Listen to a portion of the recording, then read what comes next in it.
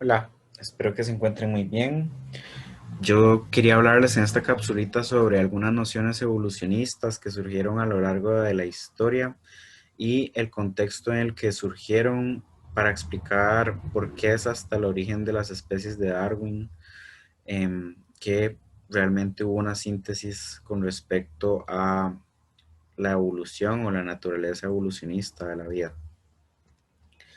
Para empezar, a mí me gustaría posicionarme sobre el origen de las especies de Darwin, publicado en 1859, simplemente para recordar que es una obra completamente importante y paradigmática para la ciencia en cuanto vino a cambiar las nociones de la vida como las nociones de la vida con un plan de diseño inteligente por parte de una divinidad o con el concepto de las entidades biológicas como sistemas perfectos, finalizados, que son incapaces de transmutar a lo largo del tiempo. Si nosotros queremos entender realmente por qué fue hasta 1859 que surgió este texto, debemos profundizar un poco sobre la historia y la evidencia que nos muestra de ideas en torno a la vida, su propósito, su surgimiento y de cómo se mantienen las especies a lo largo del tiempo. Y nuestro primer referente histórico que vamos a tener que estudiar es la Grecia antigua y Roma. Nosotros estamos hablando del contexto entre el siglo V y siglo IV antes de Cristo o antes de la era común, como prefieran decirle. En este contexto, la hegemonía era máxima por parte de Grecia y posteriormente de Roma. En ese sentido, estas capitales cosmopolitas del mundo conocido tenían muchísimas redes de interacción y de comercio con diferentes regiones de Europa, África y Asia. Todo eso hizo que Grecia y Roma fueran capitales también de conocimiento, que tuvieran muchísima influencia multicultural, que eso iba a influir directamente en el conocimiento que se iba a generar. En Grecia y Roma existieron muchas escuelas de pensamiento distinto que argumentaban a favor de sus ideas o en contra de las ideas de otras escuelas.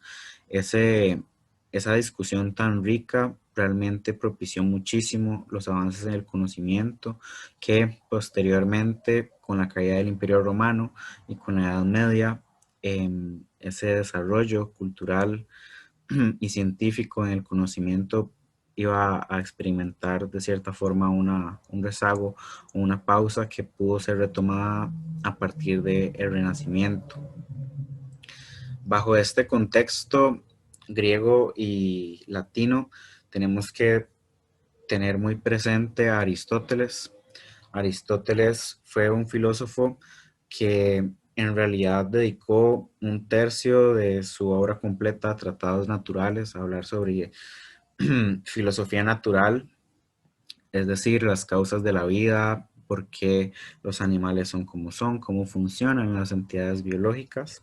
Y en el contexto en el que se desarrolló, nosotros debemos entender a Aristóteles como un organizador de el acervo cultural o del conocimiento que se había logrado desarrollar a la época. Él realmente no fue creador de muchísima de la información que sistematizó, sino que fue un facilitador para la recopilación de ese conocimiento. Hay que darle muchísimo mérito a Aristóteles por haber entendido lo importante que es la cooperación a la hora de la construcción del conocimiento. Aristóteles trabajó directamente con cazadores, pescadores, agricultores, carniceros para entender más allá de las partes de los animales, del funcionamiento de sus cuerpos y de muchos otros aspectos relacionados a las ciencias naturales de hoy en día. Es por esto que a Aristóteles le debemos la descripción de más de 500 especies. Aristóteles es uno de los referentes más importantes para el desarrollo de la taxonomía como la conocemos hoy en día. De hecho, en uno de sus tratados más importantes, que se llama Partes de los Animales o Partibus Animalium, Aristóteles lo que hace es proponer un método para la clasificación de las diferentes formas de vida que existen en la naturaleza. Él propone que su método, en primer lugar, debe describir las partes de estos animales, yendo desde lo más común a lo más único y diferenciador. Es decir, él le va a poner un especial énfasis a esas características que son únicas de las entidades biológicas para poder separarlas de otras. Y él utilizó categorías de género y especie como un método de organización jerárquico. En realidad, Aristóteles trabajó con ambas categorías, pero no con las acepciones conceptuales que hoy tienen en términos de taxonomía, sino justamente como taxones o eslabones en los que uno puede clasificar a los seres vivos. Una clasificación sencilla, simple, que nos permite entender cómo veía Aristóteles la clasificación de la vida es esta, donde agarra a los animales y los separa primero si tienen sangre roja y segundo si no tienen sangre. Si no tienen sangre los divide entre cuerpos duros y cuerpos blandos y los animales de cuerpos blandos los separa en si tienen una concha o si no tienen una concha. El método aristotélico en el paso 2 realmente lo que busca es que el observador o el investigador se centre en explicar las causas y los procesos de formación que hay detrás de estas estructuras que son únicas y que separan a los seres vivos unos de los otros. Como pueden ver, en realidad, este método nos muestra un sistema de dicotomías que nos tiene que parecer muy familiar porque es algo que vemos en zoología, por ejemplo, o en flora o en botánica para la clasificación de los seres vivos y que en realidad fue referente hasta el siglo XVIII cuando los conceptos de clasificación de vida fueron modificados por algunos referentes como John Ray y Linneo.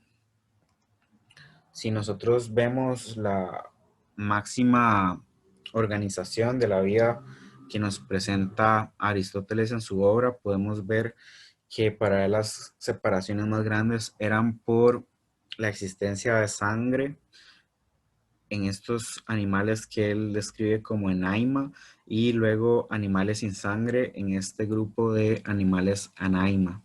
Y a su vez dentro de estas dos categorías grandes existen otras, dependiendo si los animales son vivíparos o ovíparos o si surgen por generación espontánea. Tenemos que recordar que por más que estos avances sean impresionantes, estamos hablando de que se encuentran en el siglo cuarto y quinto antes de la era común. Por tanto, aún existían ideas muy erróneas sobre la génesis de la vida y por eso que existan hipótesis sobre generación espontánea en estos seres vivos.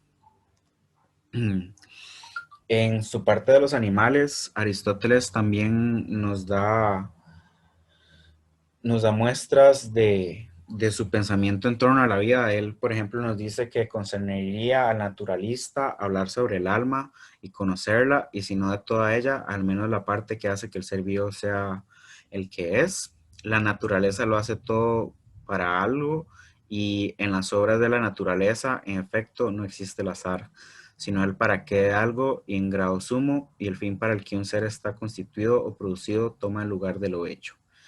Estas tres citas nos dan a entender que cuando Aristóteles estudia la vida, lo que le importa es conocer su alma y entiende por alma como todo aquello que lo hace diferenciarse de otros seres vivos. Además, él cree que tiene que haber un propósito para cada una de esas entidades biológicas y que en realidad el azar no tiene nada que ver cuando hablamos de la naturaleza.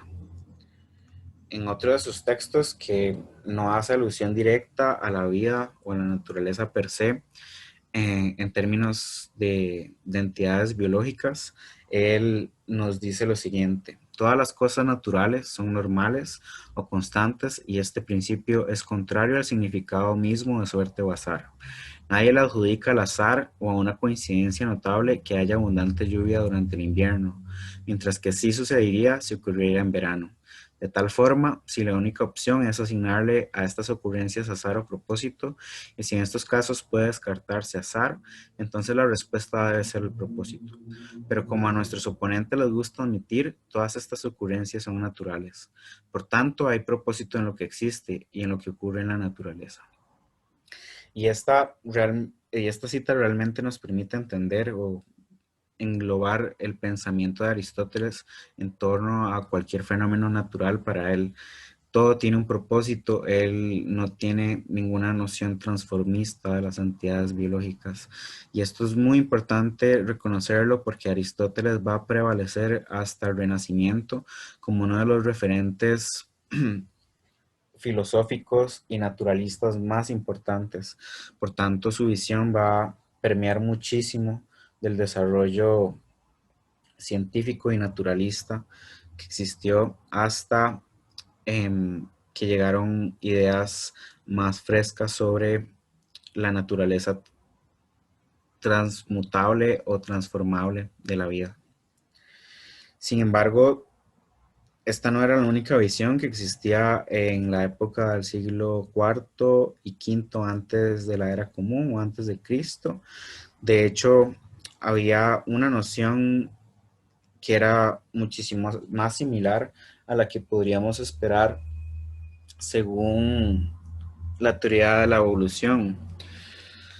En esta obra de la naturaleza de las cosas, escrita por Lucrecio en el siglo I antes de Cristo, el autor nos dice lo siguiente: fueron muchos los monstruos que la tierra trató de hacer, surgiendo con apariencias asombrosas, algunos sin piernas, otros sin manos, otros tontos y sin boca, unos más ciegos sin rostro, otros tenían todas sus extremidades adheridas a sus cuerpos, de modo que no podían moverse a ningún sitio, ni tomar lo que pudiesen necesitar. Así que todo fue en vano para estos monstruos que la tierra creó, porque la naturaleza les negó el crecimiento. No pudieron alcanzar la flor de la edad deseada, ni encontrar alimento, ni unirse por los caminos de Venus, porque vemos que los seres vivos necesitan muchas cosas en conjunto, de modo que puedan, mediante la procreación, forjar la cadena de las generaciones. Y yo no sé qué les haya provocado a ustedes leer esto, escucharlo en este momento, pero la primera vez que yo lo vi, quedé bastante asombrado de que existieran tantas nociones importantes y relevantes para una teoría evolutiva desde el siglo primero antes de Cristo. Si nosotros analizamos este fragmento, al inicio que nos dice que fueron muchos los monstruos que la Tierra trató de hacer y donde nos describe toda esa diversidad de formas, nos da cuenta realmente que había una noción de que existe diversidad en las entidades biológicas. La diversidad es uno de los supuestos iniciales que debe existir para que pueda funcionar la selección natural. Y aunque en este texto no se hace referencia a algún proceso como la selección natural, sí se nos dice que la naturaleza les niega el crecimiento, la reproducción y la reproducción a estas entidades, a algunas de estas entidades. Y al concluir nos habla también que lo más relevante para la existencia de un linaje de seres vivos es que se pueda perpetuar la cadena de las generaciones, es decir, la procreación como punto fundamental en la continuidad de la vida. Esta, este texto que fue escrito por Lucrecio en el siglo I, en realidad puede verse como un resumen de las ideas de una escuela o de dos escuelas distintas que realmente no le otorgaban a la divinidad o a Dios una posición determinante para la naturaleza o en la formación de la naturaleza. Esas escuelas eran la escuela de Epicuro y la escuela estoica, y también hubo algunos referentes antiguos a Lucrecio, pero que no logran resumir de una forma tan acertada estas nociones que definitivamente a mi parecer son evolucionistas. Para entender un poco ¿Qué pasó con Lucrecio? Lucrecio vivió en el siglo primero antes de Cristo, era un filósofo y poeta. Esta obra de Rerum Natura o La naturaleza de las cosas es su obra más importante y en realidad es un referente muy, muy valioso del pensamiento que existió en estas épocas.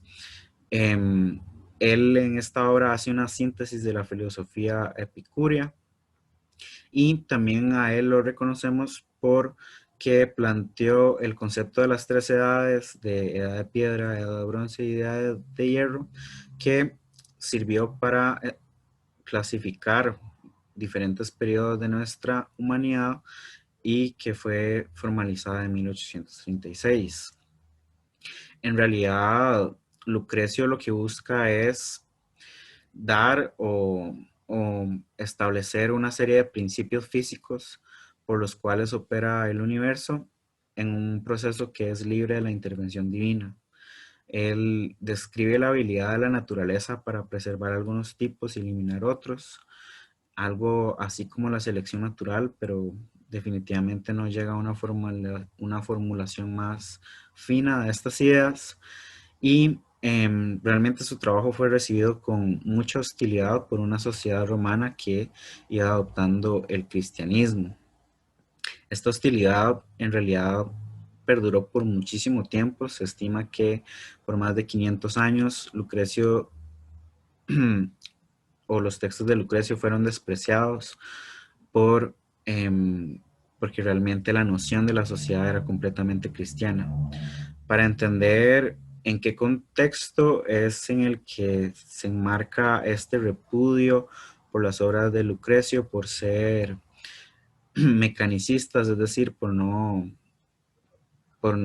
darle a Dios un espacio en el proceso de creación.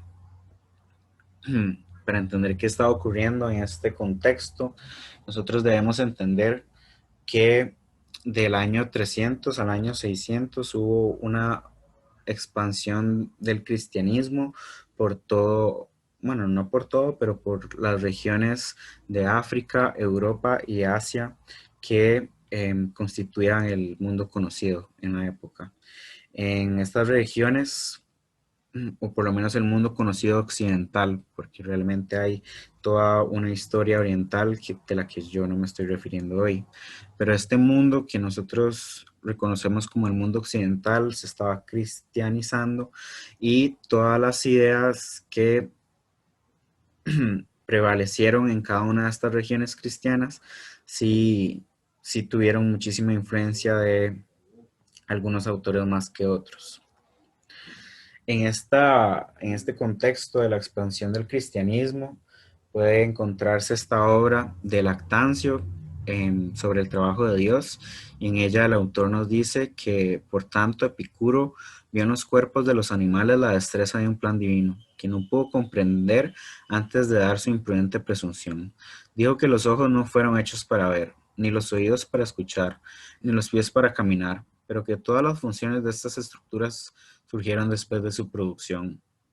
Temo que la refutación de tales historias extravagantes resulte ridícula, pero me agrada ser ridículo ya que estamos tratando con un tonto que se considera demasiado listo. ¿Qué dices, Epicuro? ¿No fueron los ojos creados para ver? Entonces, ¿por qué ven? Su función, dice él, se mostró después. Por eso fueron producidos para ver, ya que no pueden hacer nada más que ver. Y en este texto lo que me gustaría resaltar es esa noción que nos comentan sobre Epicuro, pensando que una estructura en realidad puede surgir antes de una función particular para la misma. Si nosotros pensamos, por ejemplo, en las espinas de los cactus, debemos reconocer que son hojas que fueron muy modificadas para poder cumplir una función. Sin embargo, esa estructura como espina existió como hoja antes. Entonces, realmente Epicuro tenía una noción evolucionista, pero la obra de Lactancio, como pueden notarlo, llega al punto de un ataque personal, donde no hay una discusión de ideas, sino más que todo una desacreditación. Para entender quién era Lactancio, Lactancio vivió del 245 al 325 de la era común o después de Cristo, más o menos. Él fue un escritor latino y un apologista cristiano. Eso quiere decir que sus escritos buscaban, por medio de la racionalidad, darle un sentido a toda la religión. Él fue consejero del emperador romano Constantino I, lo cual nos permite entender por qué la palabra de Lactancio fue tan importante o tuvo tanto impacto en la sociedad de la época. Él argumentó en contra de la filosofía estoica y epicúrea. Las trató de desacreditar justamente porque eran filosofías que se alejaban un poco de los conceptos de divinidad. Realmente estas filosofías entendían como realidad única la realidad sensible. La naturaleza opera por medio de principios físicos y no por medio de divinidades. Y hay que entender que también los puntos de vista de Lactancio prevalecieron hasta el Renacimiento, hasta 1500 de la era común, cuando fueron retomadas por los humanistas de la época para eh, enaltecer la, la filosofía cristiana. Si nosotros nos ubicamos después de la caída del Imperio Romano, alrededor de esas épocas, nosotros vamos a notar que hubo una pérdida o se perdió un poco en la historia los textos de Aristóteles, que sin embargo fueron retomados durante el siglo XII y el siglo XIII de la era común, cuando las universidades medievales empezaron sus trabajos de traducción de libros árabes, por ejemplo. Es muy curioso que realmente muchos de los textos de Aristóteles fueron traducidos desde el árabe porque se habían perdido de la tradición latina. En el contexto de la Edad Media, donde el Imperio Romano ya no existía, no había una unificación política y se crearon muchos pequeños reinos independientes. En este contexto, Santo Tomás de Aquino fue muy importante porque permitió adaptar el pensamiento aristotélico al cristianismo. Aristóteles no estaba siendo retomado simplemente por su filosofía, sino también por todos sus tratados biológicos, lo cual iba a, en realidad, estimular muchísimo el desarrollo de la taxonomía a partir de esta época. Pero las ideas de Aristóteles no parecían, no parecían ser del todo compatibles con una sociedad cristiana. Tomás de Aquino lo que hizo fue agarrar ciertos principios del pensamiento aristotélico y los adaptó a este contexto completamente cristiano. Él, por ejemplo, tomó el concepto o la percepción de Aristóteles de que las entidades biológicas están formadas por un cuerpo y un alma. Eh, Santo Tomás de Aquino tuvo que modificar el pensamiento aristotélico en el sentido de que para Aristóteles no podía existir el alma sin el cuerpo. Santo Tomás de Aquino argumentó que el alma puede vivir sin el cuerpo para acoplar toda la noción de que la salvación puede alcanzarse al ir al cielo. Y por esa razón se dice que él concilió la fe con la razón o puso la filosofía a merced de la teología. También se le reconoce a Santo Tomás de Aquino haber dado una demostración en 5 pasos de la existencia de Dios, basándose en la idea del motor invisible de Aristóteles, que muy resumidamente plantea que tiene que haber una fuerza primogénea que pone a correr todas las demás fuerzas de la naturaleza. Entonces Tomás de Aquino, o su principal aporte, podemos decir, en este tema es que tomó el pensamiento aristotélico y lo integró completamente en la filosofía cristiana y católica que prevalece hasta el día de hoy. A partir de esta época, y si continuamos en la historia hacia el Renacimiento, y después del Renacimiento nosotros vamos a encontrar obras que siguen teniendo un corte bastante similar al de Lactancio. Por ejemplo, en este libro de John Ray, que fue publicado en 1691 y que se llama La sabiduría de Dios manifestada en las obras de la creación, el autor nos dice que señalaré que el cuidado que se tiene para la preservación de los débiles y los que son susceptibles a las heridas, así como el aumento de los que son molestos y dañinos, son demostración de poder divino y magnificencia para crear tal variedad de animales, no solo grandes, sino pequeños, no solo fuertes y valientes, sino también débiles y temerosos. Así que no hay dudas, así que no hay duda de su sabiduría al dar a estos métodos, poderes y habilidades para usarlos, para preservarse de la violencia de aquellos. Y este texto en realidad nos da con un criterio muy teológico que ver animales que parecen ser mucho más frágiles que otros nos da evidencia de que hay un plan superior por parte de un poder divino en el que busca que cada quien tenga su forma de existir. Si un animal es pequeño, es escurridizo, mientras que si un animal es grande, es lento. Él ve en este tipo de características o en este tipo de adaptaciones de cada entidad biológica un diseño o un plan superior.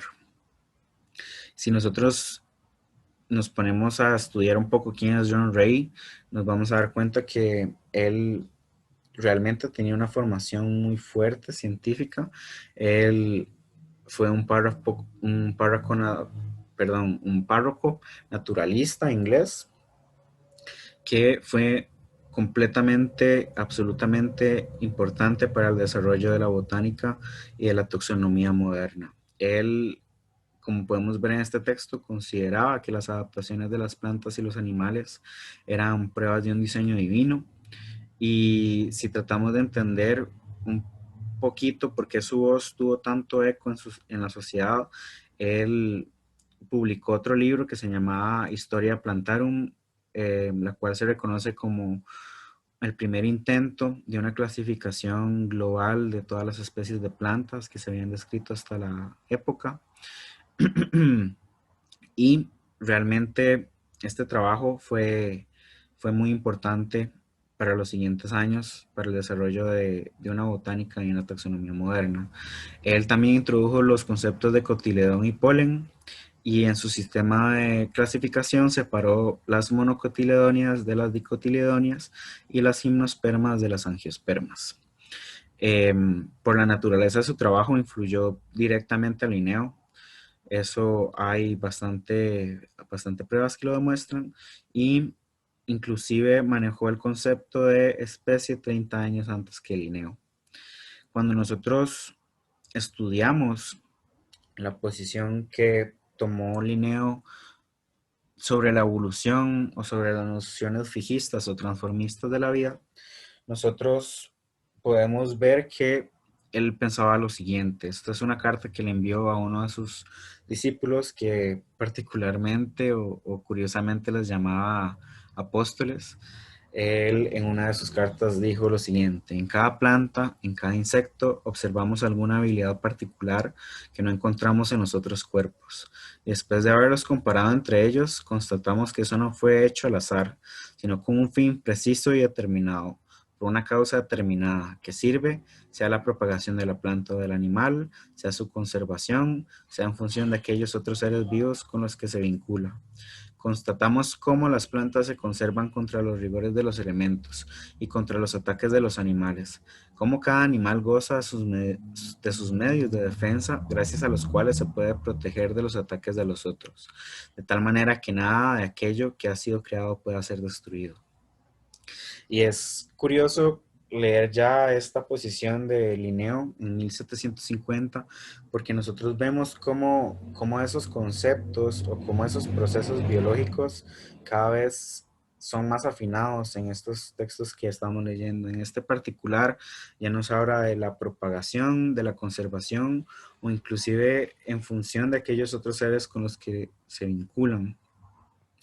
Entonces ya hay nociones de ecología, hay nociones de interacciones planta-animal y es curioso pensar que aún prevalezcan esas ideas de diseño inteligente o diseño divino.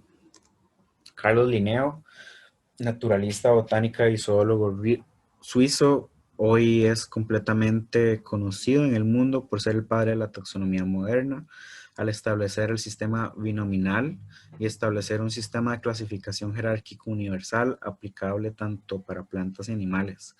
Él clasificó 8.000 animales y 100.000 plantas usando este sistema y es importante decir que Carlos Linneo gozó mucho del reconocimiento por su trabajo en vida. Él fue el director de la Universidad de Uppsala y también recibió un título nobiliario en reconocimiento a sus aportes a la ciencia de la época. Realmente Carlos Linneo simplificó muchísimo o dio un instrumento aplicable por cualquier persona para la clasificación y para la nomenclatura de los de los seres vivos y algo que vale la pena mucho decir de él es que hacia el final de su vida dejó de lado sus ideas fijistas. Él empezó su carrera siendo muy aristotélico, él fue muy influenciado por este tipo de trabajos, pero conforme las ideas de la época y las exploraciones de los naturalistas arrojaban evidencia de que la naturaleza de la vida podía ser transformista. Él dejó las ideas fijistas del lado de su producción artística. En sus últimas ediciones de sus libros ya no se pueden encontrar referencias a esta filosofía o estas ideas fijistas. Finalmente, para terminar, quería comentarles un poco sobre la relevancia que tuvieron los viajes marítimos que empezaron con la era de los descubrimientos a partir del Renacimiento, desde el siglo XV al siglo XVII. Estamos hablando de la época donde se hicieron las expediciones y el descubrimiento de América. Estas primeras expediciones dieron cuenta de un mundo completamente nuevo para los europeos que posteriormente realizaron viajes con un fin más naturalista. Una vez que ya se conocía, que se tenía más conocimiento sobre estos nuevos sitios, ya se habían hecho los trazados de los primeros mapas, y ya se tenía cierta evidencia de la diversidad de formas que no eran conocidos en Europa. Realmente hubo un interés y una curiosidad muy alta por parte de la academia de la época de poder describir y poder utilizar estos seres vivos para establecer nuevas teorías sobre el origen de la vida y de las especies. Entonces, antes de llegar a la publicación del origen de las especies, en el contexto del siglo XVII y XVIII, lo que vamos a encontrar es que la historia natural era comúnmente enmarcada en un contexto teológico. Había una línea muy delgada que separaba la teología de los textos de historia natural o de filosofía natural. Al mismo tiempo, la historia natural era entendida como una actividad primordialmente taxonómica, pero los viajes de los exploradores estimularon el pensamiento y la ciencia.